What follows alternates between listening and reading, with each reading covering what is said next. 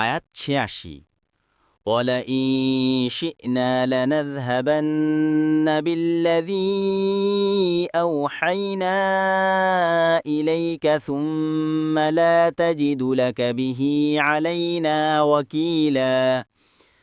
অনুবাদ, আর আমরা ইচ্ছে করলে আপনার প্রতি যা ওহী করেছি তা অবশ্যই প্রত্যাহার করতে পারতাম।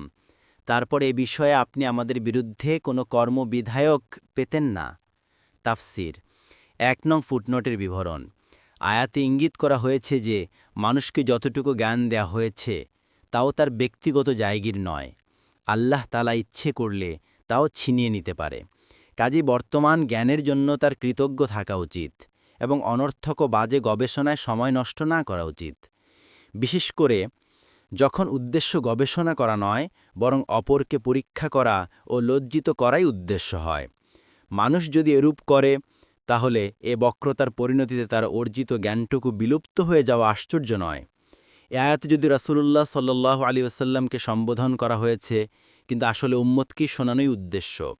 অর্থাৎ রাসূলের জ্ঞানও যখন তার ক্ষমতাধীন নয়, তখন অন্যের তো প্রশ্নই ওঠে না।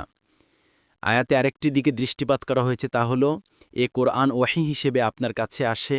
আল্লাহ যদি ইচ্ছা করেন তাহলে তিনি যা এসেছে তাও প্রত্যাহার করতে পারেন।